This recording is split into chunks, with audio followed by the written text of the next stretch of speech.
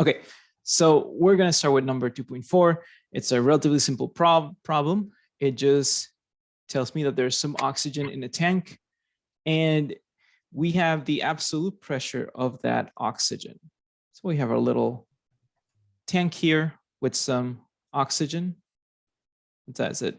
O2. I don't remember what oxygen was. We have some oxygen. The pressure, the absolute pressure in this tank is 130 kilopascal.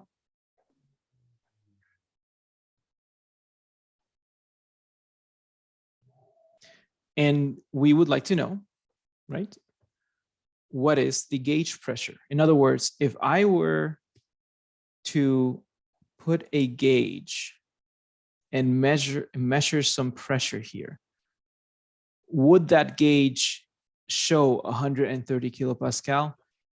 The answer is not really, right? Because a gauge pressure measures the pressure difference between your fluid and atmospheric pressure. Of course, I can't really solve this unless I know what the atmospheric pressure is. So we can go and say that the atmospheric pressure is 102 kilopascal. Now, I personally don't agree that much with this number, mainly because 101.3 kilopascal is typically the nominal value for atmospheric pressure. 102 kilopascal would be a little bit below sea level. So, I mean, there are places that are below sea level, so it's not impossible. I just think for engineers here in Georgia, it's not too, I don't know, it's not something that we'll deal with here in Georgia. All right. So, by the way, if you want to participate, feel free to unmute yourselves and talk. But if there's a lot of background noise, I may mute you. Just don't feel bad about it. It's just that the background noise kind of will get into the video and then people will not be able to hear. Okay, simple problem. We want to know what the gauge pressure is. That's all it is. Well, we know that absolute pressure of a fluid is divided into the two components of atmospheric pressure and gauge pressure. If we know this much, we should be able to determine what the gauge pressure is, because here we are given the absolute pressure, as you can see here, and we are also given the atmospheric pressure. So at this point, this just becomes an arithmetic problem. That it is really that simple if you think about it. So my gauge pressure is the difference between my absolute pressure and my atmospheric pressure.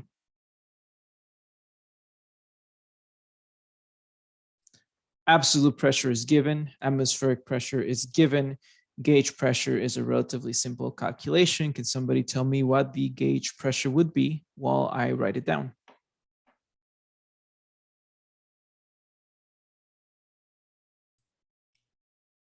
$28 kilopascals. Thank you.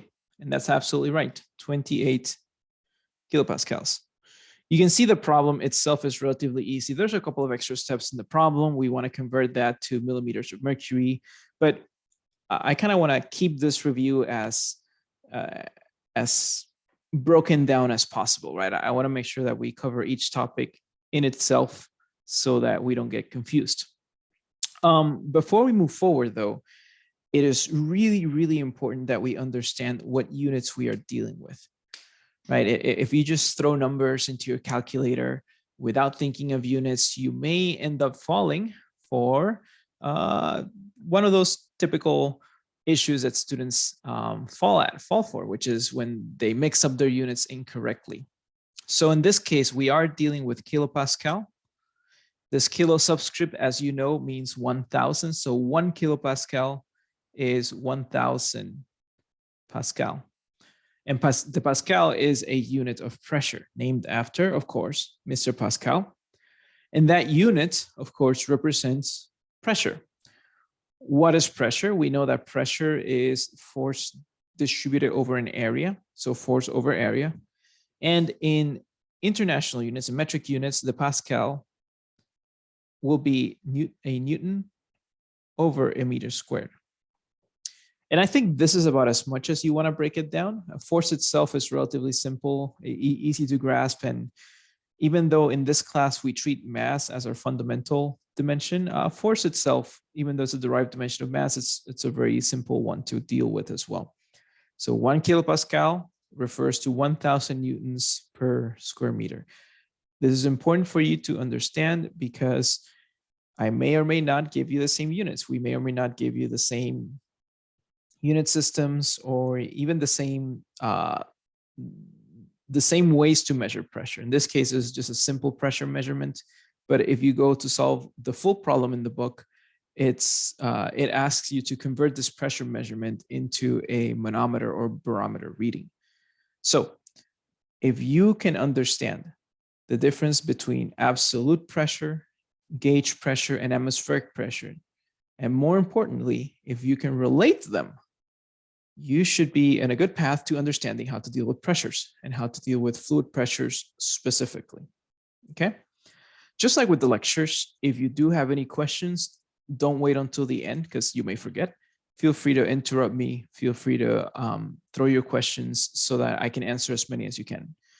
Because this is a review session, I would much rather, even though I have some idea of what I want to cover, I would much rather hear from you in terms of, do you think we've covered enough? Do you want to go over a topic again? Do you want to try a different problem for the same topic? I want to leave that up to you. So I'll just try to come up with some fundamental problems. They're very, very simple problems that cover the material. But in the end, you can tell me if you're okay with what we're covering or if you want to cover a bit more or a bit less. We are going to now move a little bit further into our study of pressure. And let's actually see how we can apply it into fluid measurements. We spent a couple of weeks in the semester talking about measuring fluids and dealing with the relationship between fluid pressures and fluid depths. Now, we've talked a little bit about the hydrostatic pressure equation, P equals gamma H or P equals rho GH. Specifically, if you're in thermal, you'll deal with rho GH a lot. But there are many ways we can apply that equation. So let's start by using the equation to see how it can help us read a manometer. For this problem, I am going to draw two pipes that are parallel and at the same elevation. So these two pipes are flowing normal to the paper, which means that they're flowing away from you or coming from towards you to away from you, normal to the paper. Between these two pipes, we are going to connect a manometer. A manometer, as you know, is an instrument used to measure fluid pressures. It takes advantage of the hydrostatic pressure equation, P equals gamma H, and it uses that to help us measure pressure in a very simple way, which is by measuring a length. Let's say that these two pipes, I'm going to call them pipe A and pipe B. Let's say that they both have water as their fluid. So both of them are transporting water. Now, the manometer itself usually doesn't have the same fluid that's being transported. Usually we deal with a heavier fluid. The reason we want to deal with a heavier fluid is because it's less distance to measure, right? You need much more pressure to displace a heavier fluid than you would with a lighter fluid. A very common fluid that is used to measure manometers is mercury. So I'm going to say that I have my little mercury here.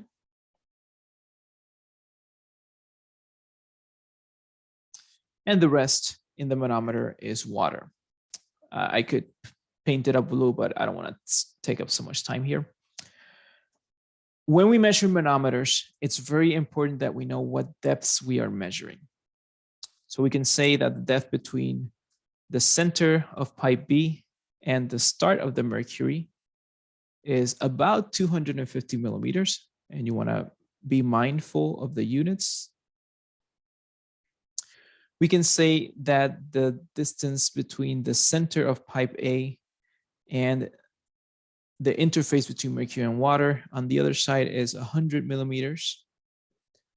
And let's say that this angle is about 40 degrees. We can talk later about why manometers can be angled and what advantages that gives us. Of course, we need to know some properties of the fluids themselves. Now, a very useful property for water is its density as well as its specific weight. You should know by now that the density of water, the nominal density of water is about 1,000 kilograms per cubic meters or 1.94 slugs per cubic feet. Now, you don't have to memorize those values, but it really helps to know them, especially because we use them so much in this class and we use them so much in the homework and the quizzes, etc. So remember that value if you can.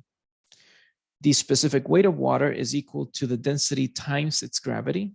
And in this case, in metric units, 1,000 times 9.81 is 9,810 newtons per cubic meters. If we're dealing with US units, it would be 62.4, but we don't need to worry about that here. But Mercury is a different beast altogether. Mercury has a specific gravity of 13.55. Now that means that Mercury is 13 times heavier than water. The specific gravity, you may recall, is equal to the ratio of the density of a fluid to the density of water, or the specific weight of a fluid to the specific weight of water.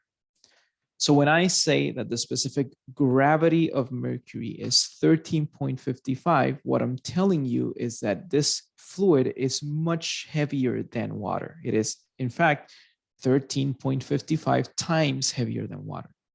Professor, is that specifically for Mercury and any other, is that something that we'd have to memorize, or will it be given? You don't have to memorize any nominal values. Okay. With the exception of gravitational acceleration. Okay. But other nominal values like atmospheric pressures, densities, specific weights, specific gravities, normally you can find them. You don't have to memorize them. Okay. All right. Thank you. Yeah, thanks for the question. All right. Now let's go to the actual problem. Like I said, you want to know how to use the hydrostatic pressure equation to understand manometer readings.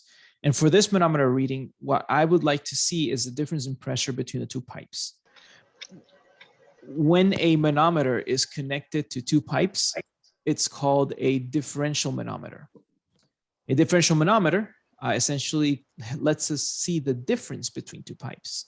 So as long as we have the pressure at one pipe and a differential manometer reading, we can find the pressure at the other pipe. So for this problem, let's start by trying to find the difference in pressure between pipe B and pipe A. In other words, we would like to determine pressure at point B minus pressure at point A. Relatively simple problem. Whenever I'm dealing with manometers, I think this will be helpful for you as you work on your manometer problems, but dealing with manometers requires a lot of organization.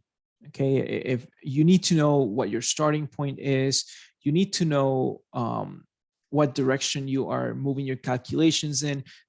There's a lot of organization required. My strategy is to try to identify or label my points so that when I write down my equation, I don't get confused. Ideally, what are my points of interest in manometers? I definitely care about the start and end of the manometers, typically the centers of the pipe if they are differential manometers. But I also care about the interfaces. I care about when one fluid in a manometer meets another fluid. So I'm going to call this one my point C. I'm going to call this one my point D. And those 4 points should give me all the information I need to solve this. So let's see how we can solve this. The manometer equation is relatively simple. It is the hydrostatic pressure equation. So even if you don't remember how to write down the full equation, just think to yourselves, hydrostatic pressure, P equals gamma H, hydrostatic pressure. That should give you enough clues to solve this problem. We want to pick a starting point. And for simplicity here, I would like to start from left and work my way up to the right.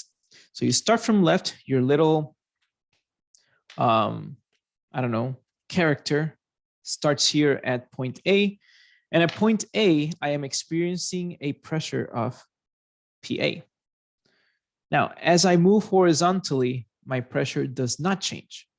Remember, pressure equals gamma H. Pressure is equal to pressure is proportional to the depth of the fluid or the change in depth. If I'm moving horizontally, I'm not really changing any depth, which means that as I move horizontally, no change happens. Now, as I move diagonally, I begin to see a change in pressure. Now, because I'm moving downward, do you think I am increasing my pressure or decreasing my pressure? In other words, would I add or subtract? Add it. Yeah, I would add. Perfect. And always remember, if you're increasing your depth, you're adding pressure. If you're decreasing your depth, you're subtracting pressure. Now, how much pressure I add, that's where the gamma H comes from. The amount of pressure that I'm going to add is going to be equal to the specific weight of this fluid. That's the specific weight of water. I'm just going to write gamma here times the depth. Now, remember, the depth is always going to be in the direction of the gravitational acceleration vector. This is the depth that I'm going to write down, 100 millimeters. If I would have measured this distance instead, I would need to use this angle in order to convert this distance into a vertical component. But here, we're already given the vertical components. Now, this reading that I gave you is in meters cubed, so newtons over meters cubed. In order for the units to properly cancel out, I need to make sure that my units are, consistent. So if I'm dealing with meters here, I want to also deal with meters here.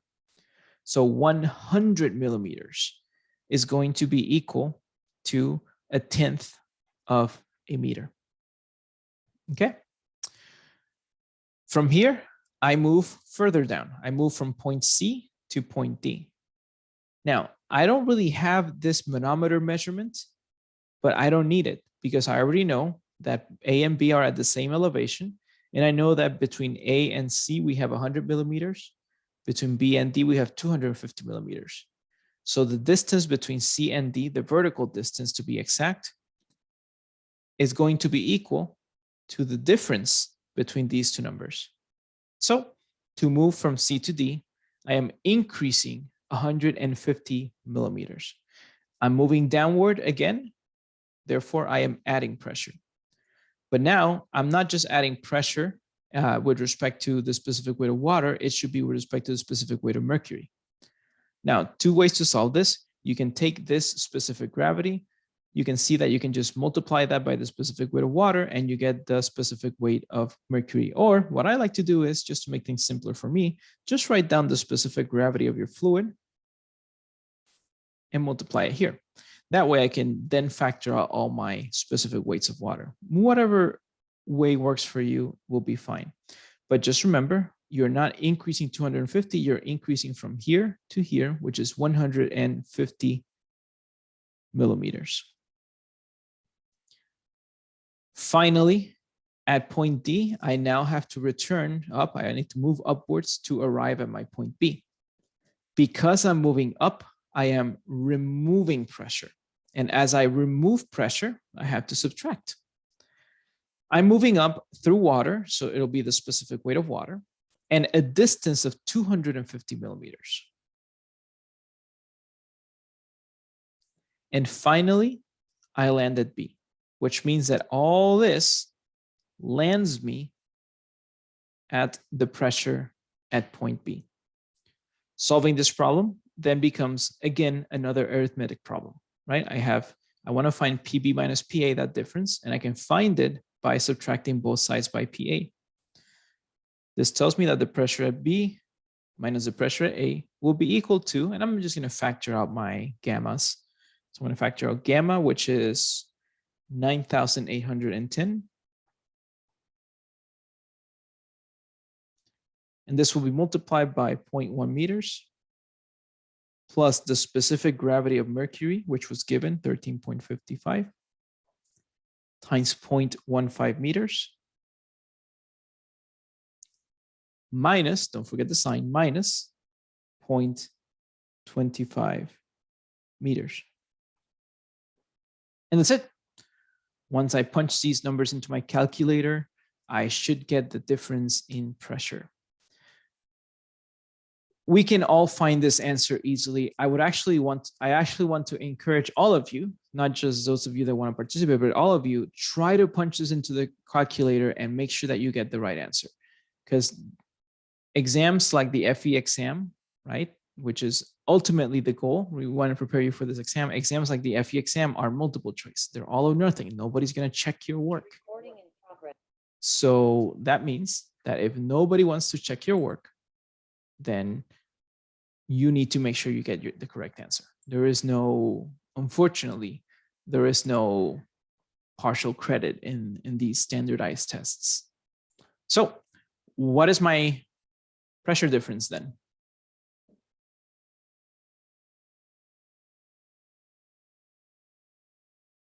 I got 18,467. Okay. Yeah, I got 18,467.33. Okay. Yeah. I think those are all close enough. Good. So we have newtons per meters cubed, but all of this is in meters. So we end up with newtons per meter squared. Remember, I said that a newton per meter squared is a Pascal. So I get 18,467 Pascal. When you're working on a standardized test, you may see an answer of maybe 18.5 kilopascal. And is that an appropriate answer? Yes. You know, we are rounding to 3 significant figures. And because we don't want to use pascals, it's easier to just use kilopascal, because 1 kilopascal is 1,000 Pascal. Would, yeah. Sorry, I was gonna say, I'm assuming, like, I know the answer, but if like the answers on the test were like the 1,000 or 18,467 pascals and then 18,467 newtons per meter squared, I'm assuming like at that point it would just be the pascals, but I mean they're equivalents. Do you think there'd be anything like that, or? Are you saying from the context of a multiple choice? Yes, sir. Yeah, yeah. Okay. I don't like think obviously they're the same, but I don't. Like, yeah, I don't think that we would be mean enough. Yes, okay. mean enough to give you 2 correct answers in a multiple choice test. I mean, well, between you and me, I would be mean enough to do it, but it's not my call. it's not my call. No. Okay. Because I figured it would be pascals because, like, in this instance, like that's the unit of measure we're using. But since they're equivalent, like, no, I don't know. It really depends on what units you use. But to be honest, there is the standard unit for pressure varies among industries. So I'm used to talking about pressures in millimeters of water or millimeters of mercury. I'm also used to talking about pressures, okay, in PSI and PSF, depending on what I'm working on, what industry I'm working on. I don't think you are not, especially in standardized testing, you're not going to be expected to choose between 4 correct answers, the one that has the best units. You will be expected to choose between 1 correct and 3 incorrect answers, but not between more than 1 correct answer, unless there's an option that says all of the above or something. But unless that happens, you shouldn't worry about it. Okay. So yeah. I just always think of how they're out to get me. So. Yeah. No, you don't have to worry. The only person that's out to get you is me, but I'm not the one that's writing the exam. So you're good. Don't worry about it. One of the good things about completing my class is that after suffering through it, everything else is going to seem easy to you. So you're good. Any questions with manometers before we move on? All right. So if manometers are okay, I think we can move on to a slightly more complicated topic. Remember, you move down, you add pressure, you move up, you remove pressure. That's very, very, very important. Okay. So keep that in mind, because when you're in a time crunch, you have so many questions to complete in so little time, you may get confused. So try to at least remember it. Try to at least understand it conceptually, and if you understand it conceptually, the rest will be made relatively easy. The rest is just crunching numbers.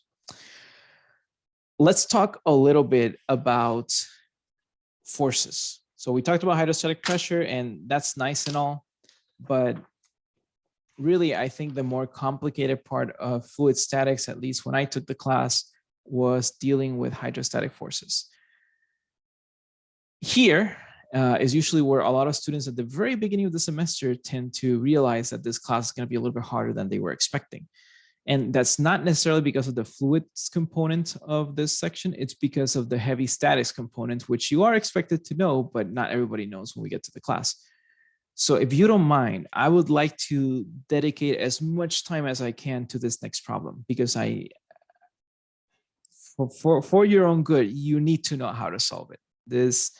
This type of problem that we're going to solve now, you're going to see it in your final, you're going to see it in your FE exam, you're going to see it even moving forward, especially if you're in the civil engineering field, you're going to see it in future classes as well. So let's try to dissect this problem, and let's try to, spend as much time as we can studying it, because as someone who has already taken the FE and who has taken the PE, I can tell you, you're going to see this problem more than once in each of those tests. So let's start. This is a very simple reservoir problem. And by the way, when I say simple, don't feel bad. I don't mean simple in that it is super easy to solve. I mean simple in that it's not a very complex structure. It's a very, well, I guess not complex. So it's a very simple structure. So when I say there's a very simple problem, I'm referring to the type of structure that we're seeing. There's not much machinery. There's no stratified liquids. It's a relatively straightforward problem. Whether or not solving it is simple, well, that's a different story. Okay, so we're going to be looking at a reservoir that contains some amount of a liquid. For simplicity, we'll just say it's water. And this water is held by this nice wall, which is connected to this gate. So this gate is located between this hinge and between the bottom. I'm going to call this bottom point A. I'm going to call this hinge B. And then we have the top of the reservoir. We need some dimensions. So we can say that the gate is 6 feet long. And we can also say that it is inclined at an angle of 60 degrees. Above the gate, we have about 9 feet of water. And of course, the fluid is water.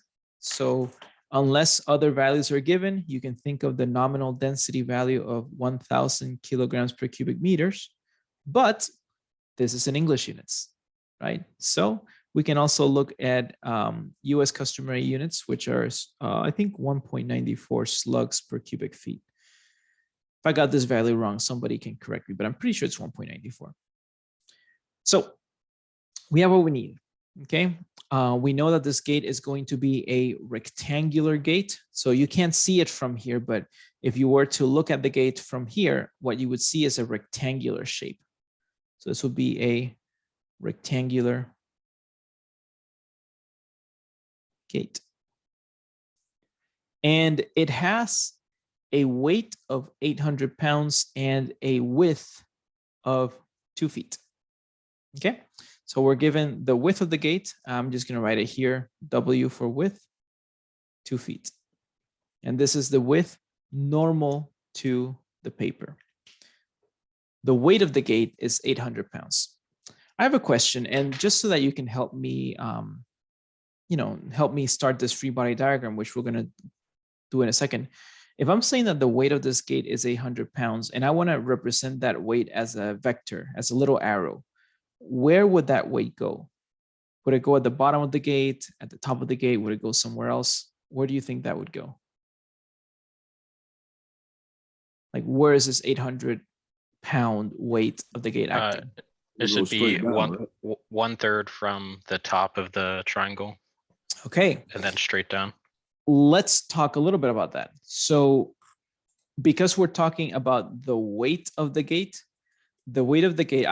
I can see where you're coming from with the 1/3. You're already thinking of the hydrostatic pressures and the distribution, and that's really good, but you're a little bit ahead of me. So when I'm talking about the weight of the gate, I'm saying just the gate. So Oh, okay. nothing but the Yeah. weight. Yeah, so just dead center. Exactly, right? The weight of the object acts at its centroid. And because this is a rectangular gate, we have no reason to assume that this thickness is not, it's also rectangular. So, or that isn't rectangular. So let's just say it's at the centroid of the gate, which is at its center. So like I said, I know where you're coming from. You're doing well in thinking of the pressure gradient, but let's take it one step at a time. We're not there yet. Okay, awesome. So we have everything we need. Now we would like to know what are the forces acting on this gate. The problem is a little bit more complicated. In addition to forces, it wants us to find the reactions at B and A. We'll do as much as we can today. We can always, well, we can't. The class ends now, I guess, but we'll do as much as we can today. Okay. I would say at the very least, the good thing about standardized tests like the FE exam, which is, again, what we are trying to train you for, what we're trying to prepare you for, and what we want to make sure that you're ready for. You won't get a big problem and solve many parts of one big problem. That's just not how it's going to work. Instead, you'll get problems broken down into smaller categories. And that makes it simpler for us to study because we don't have to worry about messing up at the beginning and then getting 10 answers incorrectly. However, let's not mess up. Let's try to do as best as we can here. So I would like to know how to find the weight on this gate. Now, there's many different ways to solve this. There's the formula method where you start by, you can integrate over the gate and get a force. And that's actually the preferable method if you're dealing with very weird shapes, something not like a rectangle or triangle, but like a parabola or hyperbolic shape. That works. But think of engineering applications. Most of our gates are going to have relatively simple to measure shapes, rectangles, triangles in the case of windows, circles in the case of windows on undersea, subsea windows. But in general, if our shape is relatively simple enough that I can find its centroid relatively easily, I like to solve problems like this using a 3-step method. And I hate recipe methods for solving things if you don't understand them. But thankfully, we already spent a good deal amount in class covering the integral. We did the whole calculus derivation. Now let's focus on how to solve an FE problem. So it's very helpful, right, if you can first identify the depth of the centroid of the object where your force is acting. In other words, Ryan has already told us that the centroid of this gate is right at center. It's a rectangular gate, so the centroid is at the center. If it were a circular gate, the centroid would be at its center. If it were a triangular gate, the centroid would be at 2/3 from one of the vertices or 1/3 from a big side. But in general, if you can identify the centroid, then you should be able to find the depth of that centroid. Now my centroid is here, right dead center. Let me maybe switch colors a little bit so that we don't get too confused. My centroid is right here. Now, one confusion that a lot of students have is the location. Where is this being measured from? Remember, because pressure is related to depth, this has to be measured from the surface. A lot of students will see this 6-foot gate and they will say, my centroid is at 3 feet from the top of the gate. And that's not wrong, but we care about a depth. We don't care about your diagonal measurement. We care about depth. And if we care about depth, then that means that we want to know what that measurement is from the surface of the fluid, in this case, from the surface of the water. So from the surface of the water, I know that I have 9 feet to the top of the gate. And then I have this much, which is half of whatever remains. Here we need to apply a little bit of geometry. I know that a lot of you don't like geometry, but let's just do it anyway. We have a nice right triangle with an angle of 60 and a hypotenuse of 6. We would like to know what this vertical component is. Not that complicated, right? This is just 6 times the sine of 60. Now, of course, I don't have my calculator with me. I mean, I should know this, but I don't. What is it, like √3/2 or something? I don't know. But can somebody tell me what this vertical component would be? 3 times √3, so 5.19. Okay, nice. 5.19. I see 5.196. Let me just round up to 5.20. Okay. Awesome. It is √3/2, right? Did I get that right? The sign of the sign is √3/2. Sign of 60. I think I did get it right. I'll check later, just for my own amusement. Okay. So this depth to the centroid then becomes the initial 9 feet to the top of the gate, plus the extra amount of distance between top of the gate and the centroid. Now, this is for the whole gate. But because of similar triangles, we know that if we only want the depth to the centroid, then all we need is just half of this measurement. So half of 5.2 is 2.6. Please correct me if I'm wrong.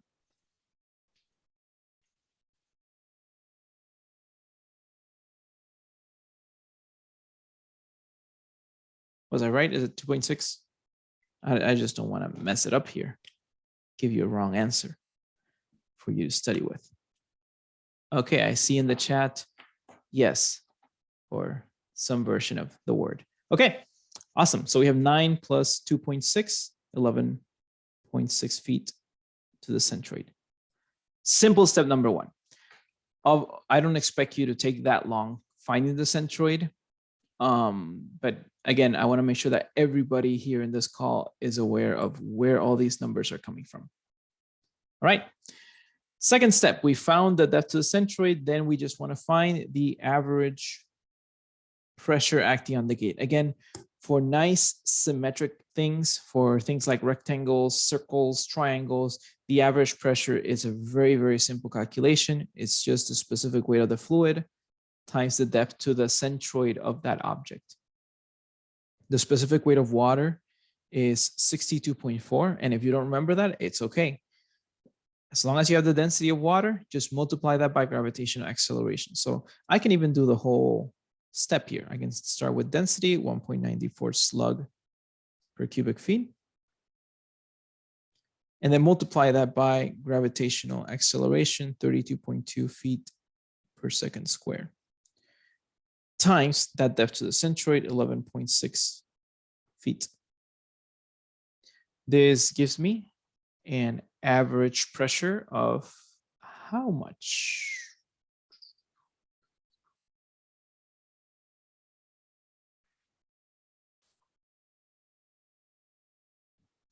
I see 724 in the chat. Can somebody confirm that number?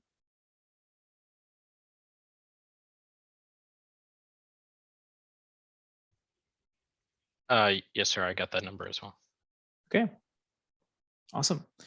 Are the units Pascal? No. Remember, we're dealing now in English units, or specifically the US customary system. So 724 pounds per square foot.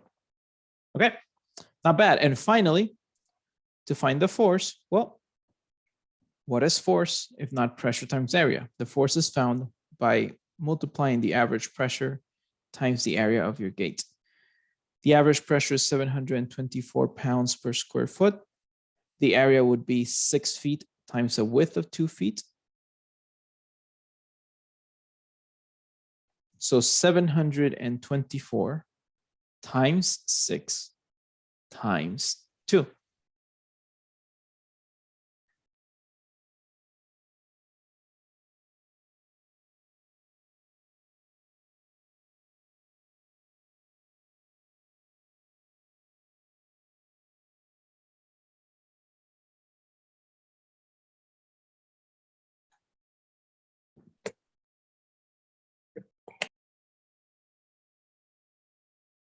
I see 8,690 rounded to 3 significant figures. And I see several Students confirm. Okay.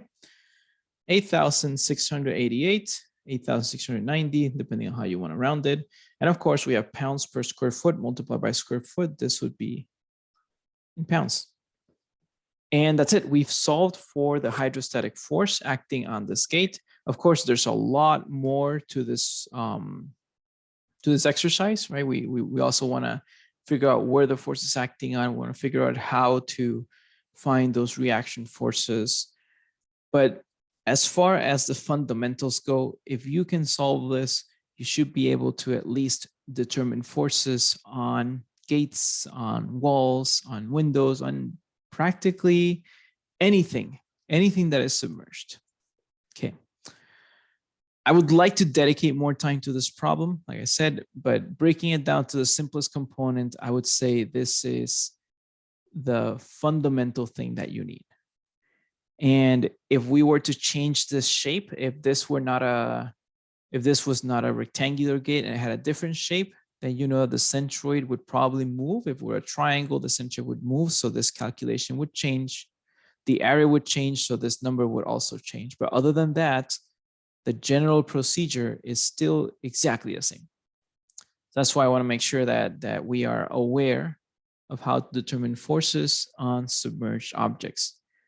Very important part, important for the FE exam, important for your future classes as well.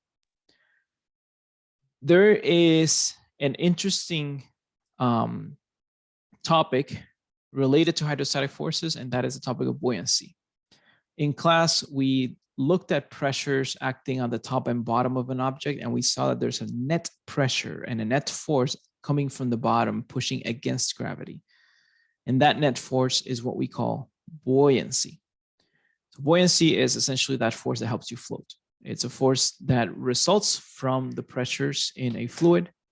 And let me just answer this question from the chat. If it's a triangle, we multiply by 2/3. Not quite. In fact, let's look at those centroids. So before we move on to buoyancy, then let's answer the question in the chat. When we look at centroids, what matters is the location of the centroid. So for the case of a rectangle, the location is right at the middle. So the distance to that centroid, depending on where you're measuring from, is going to be, well, if you're measuring from here, it's going to be half of this entire length. So this rectangle has a length L. The distance from one side of the rectangle to the centroid would be just half of L. But when it comes to a triangle, the centroid is no longer halfway through. It's actually about 1/3 of the way from the big side. And it doesn't matter which big side, the centroid will be the same way. In other words, if this height is L, then this centroid becomes 1/3 L. But that's only because I'm measuring it from the big side. What if I measure it from a vertex? Well, from the vertex, that distance then becomes 2/3 L. So I'll make sure that you know this multiplying by 2/3, this 2/3 factor only has to do with where you're measuring from. Okay. So let's just keep that in mind. And I guess just so that we can come full circle, no pun intended, then for a circle, the centroid would be right at its center. So if you're measuring, doesn't matter which side of the circle you're measuring from, the centroid would be half of its diameter or at a distance of r radius. Okay. So that's how that would change if our shapes were not, you know, rectangles, triangle, circle. Hopefully that was that was a little bit clearer. But yeah. So I am running a little bit out of time. I really want to talk about buoyancy. I think you need to know this for sure, in addition to other things. But let's go to buoyancy. And there's a very simple problem from the book. In fact, most problems from the book are simple, but it's a very fundamental problem. I think it has the bare bones of how to determine buoyant forces. And that should give us enough to then apply it into more complicated problems.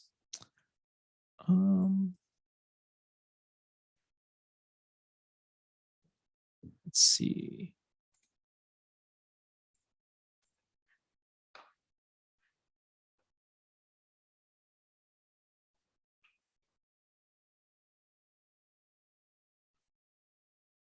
Okay, there we go.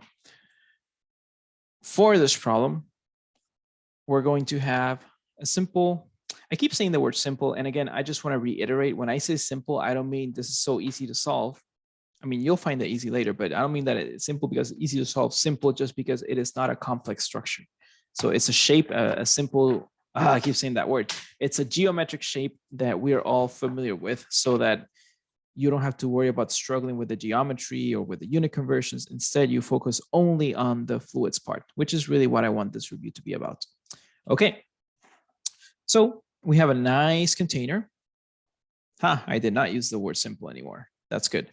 We have a not complex, regularly shaped container. And that container is filled with a liquid up to a certain depth. And inside that container, we have a solid that is floating on that liquid. We don't know how much the solid is floating at.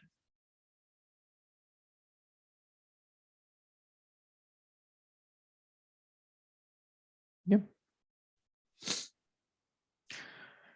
Let's say, just to make it, again, as less complex as possible, let's say that this is a perfect cube.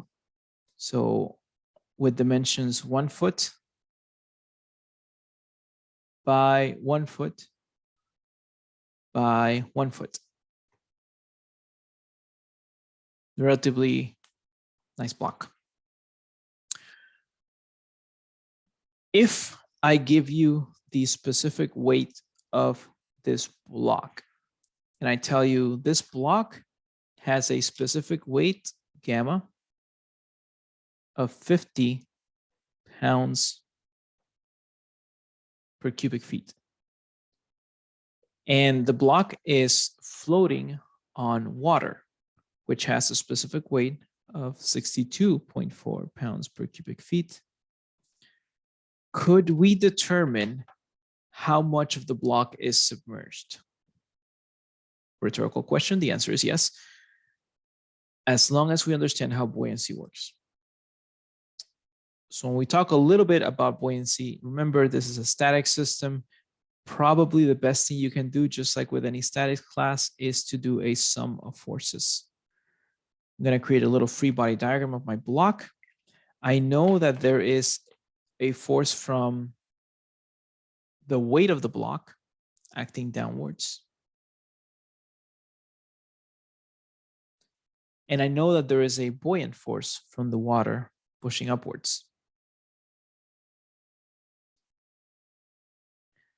The weight of the block, I'll call it FW.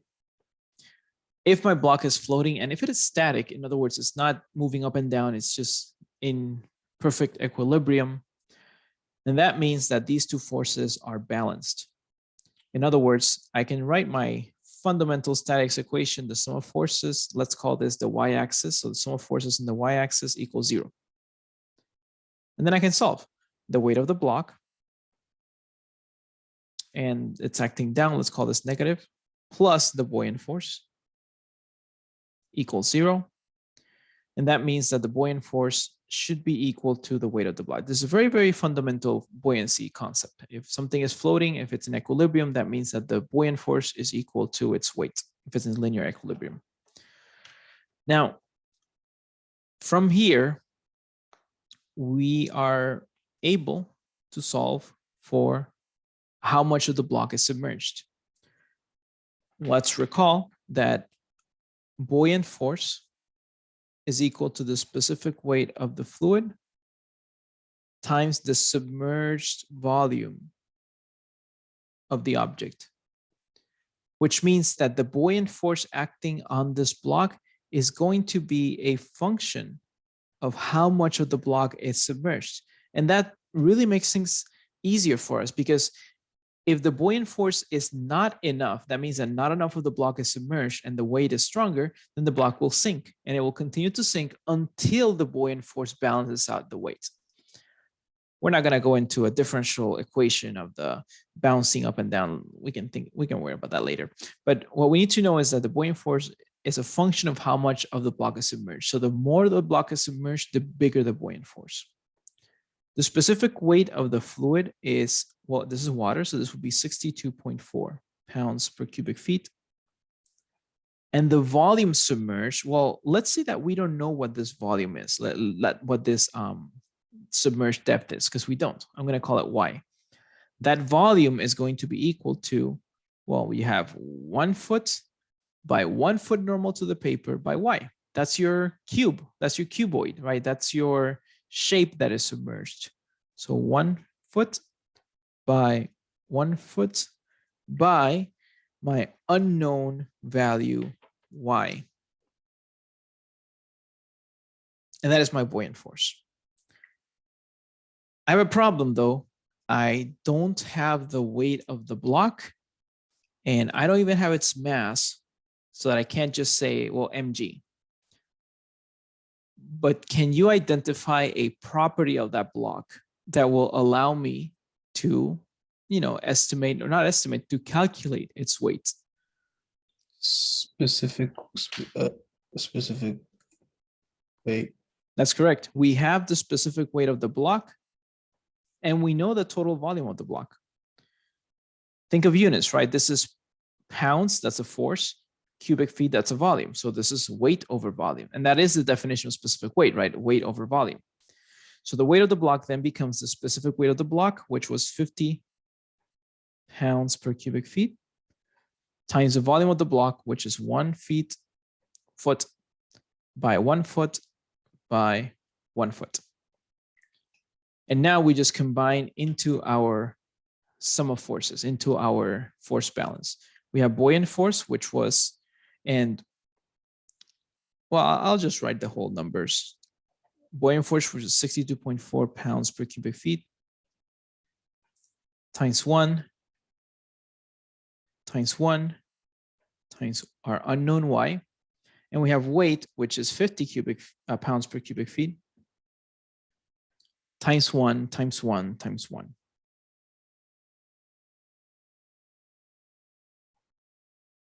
And now, look at that. Only one unknown, and that is the depth.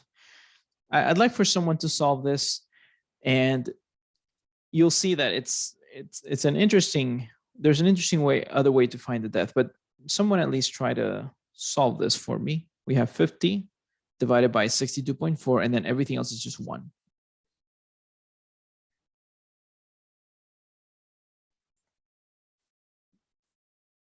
So 50 divided by this 0.801. Perfect. Thank you. And feet, right? Okay. So we solved this problem, relatively simple problem. Now, I want you to see something, and this is something that's very, very, very important. It's so important that I'm gonna break out my orange marker. This is, oh, you can't really tell the difference between orange and red. Give me a second. I'll break down my purple marker. This is the specific weight of the fluid. I'm going to call this gamma F. This is the submerged volume. I can call it VS for submerged. This is the specific weight of the object. I'm going to call it VO for object. And this is the volume of the object. I'll call it, oh, sorry, gamma O. I'll call it VO for the object. The reason I want you to see this is because if we were to take these 4 terms and slightly rearrange them, this is a fundamental equation, this won't change. If we take these terms and rearrange them, I can get that the specific weight of the object divided by the specific weight of the fluid is equal to the submerged volume of the object divided by the total volume of the object. And specific weight of object over specific weight of fluid, also specific weight of anything over specific weight of the fluid, if that fluid is water, this is just my specific gravity. In other words, what I can say is that the specific gravity, S, in this case, this would be of the block, is equal to the ratio of how much is submerged to its total volume. And I want you to know this because no one's going to give you this equation. Like when you're taking your FE, your finals, your tests, whatever, no one's going to give you this equation and say, hey, the specific gravity is this ratio. But you can figure that out from your statics, from your force balance. And the reason I want you to think about it is because instead of going through all these steps, what you could do instead is to figure out what the specific gravity of this block is. And you know that will be equal to the total submerged, the ratio of submerged to total volume. In other words, you just multiply the volume of the block times the specific gravity, and that already gives you the submerged volume. And from there, it's relatively simpler to find the submerged depth. Let's see if you're understanding what I'm saying before we wrap up. If this block had a specific gravity of 0.5, how much of it would be submerged? If the specific gravity of the block was 0.5, so if the specific weight was half of the specific weight of water, how much of the block would be submerged?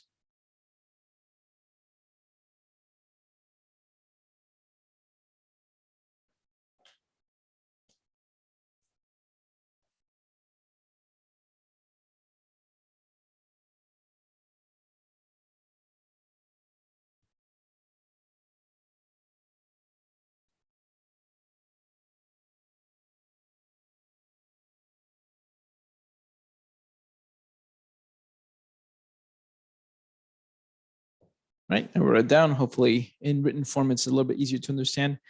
If the specific weight of the block is half of the specific weight of water, so the specific gravity of the block is 0.5 because it's a ratio of specific weights, how much of that block is submerged? How much volume of it? Exactly, I see it in the chat, half, that's correct. Yep, if it were 0.4, then you know how much it's going to be submerged, right? If it's 0.9, then 90% of it is submerged. If it's 0.1, then only 10% is submerged. So use this as a bit of a shortcut. It's not, I mean, again, I don't expect you to memorize anything, but suppose you're working, especially with standardized exams, questions are kind of randomized. You may get more questions of one topic, less of another. If you have one buoyancy question, you go through this whole process, but now you have something that you can use for your future buoyancy questions, okay? Unfortunately, I am out of time. I do need to get back to work. So this is about as much as I could do. I wish I had more time, to be honest, but I did not think of doing a review session until I announced it yesterday. So I realized, wait a minute, I have Zoom. I can do a Zoom review. This would probably help a little bit. So I'm gonna stop the recording, make sure I begin uploading it now so that whoever could not make it can have access to it as quickly as possible.